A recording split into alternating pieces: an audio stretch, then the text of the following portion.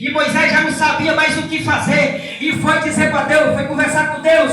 E Deus disse para Moisés: não, Moisés, esse povo não te preocupa. Ele não murmura contra você, não. Eles estão murmurando contra mim. Porque pensa numa desgraça nessa terra, é a murmuração. Pensa no pecado, em pecado de morte. Porque Deus permitiu a morte de mais de 1 milhão de pessoas no deserto. Porque viviam murmurando de dia e de noite. Deus pedia coisa, Deus mandava. Estava com sede, Deus mandava água. Estava com fome, Deus mandava chuva de codornizes. Um dia o Senhor chamou Moisés: Moisés, sobe no Monte Sinai. Vem, que eu vou apresentar para ti as tábuas da lei. Vem, sobe. Só que lá tu vai ficar sem comer e sem beber. Aleluia. E Moisés subiu, deixou a responsabilidade para o sacerdote Arão. Arão, fica aí, toma de conta desse povo. E Moisés subiu e jejuou 40 dias e 40 noites.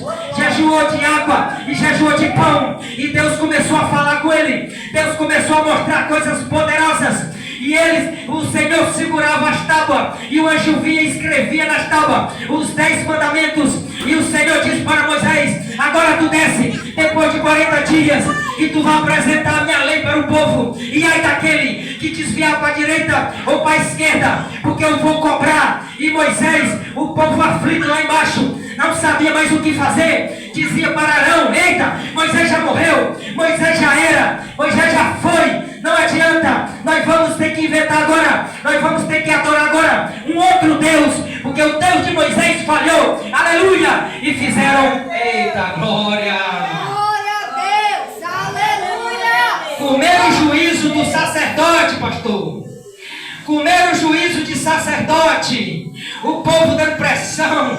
E Arão caiu na lábia do povo e disse: pois está certo, junta aí tudo quanto é ouro. Junta, faz uma fogueira, que nós vamos fazer aqui um bezerro de ouro para vocês. É isso que vocês querem? Vamos fazer. E eles começaram. E aquela baderna toda. Lá e vem Moisés, o homem de Deus, descendo com as tábuas da lei na mão. Quando chegou, contemplou aquela coisa horrorosa. Foi o primeiro carnaval gospel da face da terra. Foi naquele dia. Mas custou a vida de mais de 3.000 pessoas. Porque Deus mandou matar. Porque Deus não aguentou ver aquilo. E ele chamou o sacerdote Arão. Foi a primeira mentira de Arão. Foi a primeira mentira de um sacerdote na palavra de Deus, foi essa. Porque Moisés tomou satisfação com Arão.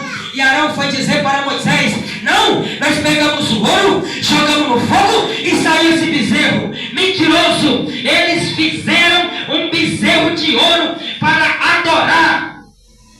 E esqueceram do Deus que pode todas as coisas. Esqueceram de um Deus que pode todas as coisas. E naquele dia, por causa disso aí, desse pecado, querido, custou a vida de muitas pessoas. Porque Deus mandou Moisés ir sair olhando. Só uma tribo estava separada, a tribo de Levi, que não tinha se envolvido naquilo. E Deus cobrou, irmão, como Deus tem cobrado nos últimos dias. E assim Josué, na sua obediência, ele mandou o povo marchar. E o povo marcharam. E no 6º dia, o Senhor chamou Josué e disse: hoje é o último dia. Hoje vocês vão dar 7 voltas. Eita, quando ele deu essa notícia para o povo, eu acredito do jeito que o povo não ficou, hein, irmão? Já tinha calo nos pés, já estava faltando a paciência, mas ordem é ordem. E Deus, quando promete, Ele vai até o fim conosco, mas Ele cumpre tudo aquilo que Ele prometeu. E o povo marchou, e o povo marcharam. E quando os sacerdotes, 7 sacerdotes, tocaram o chofar, aleluia, os muralhas de Jericó caíram por terra, e o povo invadiu e conquistou a terra, e o povo saqueou tudo e foram-se embora para a terra que mana leite e mel. Deus está dizendo nessa noite: não te preocupa não, porque aquilo que eu preparei para ti é muito silencioso, mas é poderoso. Ele mana verdadeira que o Senhor quer que o crente pise. A terra prometida. O que é a terra prometida no dia de hoje? É a obediência do crente. O que é a terra prometida de hoje? É a submissão do crente, aleluia. É o clamor do crente, é a confiança do crente, aleluia, glória a Deus. É o louvor do crente, é o louvor do crente, é a confiança, é a fé nesse Deus que tudo pode, aleluia. Porque Deus, quando promete, Ele é fiel e verdadeiro para ir até o fim, em nome de Jesus, aleluia. Eu recebi a profecia lá em São Paulo de um garoto entre 10 e 11 anos, quando eu morei lá. E esse garoto chegou para mim, no meio do culto, e ele disse para mim a profecia que Deus estava reservando para a minha vida. Graças a Deus eu recebi a profecia, porque graças a Deus eu recebi o milagre também. Então, querido, não interessa de onde vem e nem de quem venha. Se é de Deus, amém. Porque se Deus prometeu, Ele vai até o fim para cumprir. Eu recebi a profecia. Depois de quase 10 anos, Deus cumpriu tudo que Ele tinha prometido. Só que eu passei 10 anos daquele jeito, quase 10 anos, naquela aflição terrível. Que pensa numa coisa que anula milagre, meu irmão, é a sua aflição. Pensa numa coisa onde Deus, Ele promete, mas Ele também tira. É a desobediência da impaciência.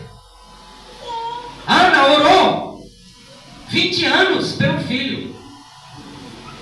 Mas no dia que Ana engravidou, Deus disse para ela: tu esperou 20 anos, mas também teus olhos vai contemplar o que vai ser esse menino. Tu prometeu que ia entregar ele na minha casa. E quando o menino terminou de desmamar, Ana entregou ele na mão do sacerdote. Aleluia. E nós sabemos que Samuel foi uma grande bênção e um grande profeta nessa terra. O que anula milagre, querido, é impaciência. Nós temos que receber a profecia, mas orar a Deus. Nós temos que receber, mas perseverar. Porque hora mais, hora menos, Ele vai trabalhar em nossa vida. Porque se tem uma coisa que Deus não pode, é mentir. Porque Ele não é homem e nem filho de homem algum. Tem uma coisa que Deus também não vê nessa terra. O que é, pastor? Que Deus não vê? Deus vê tudo?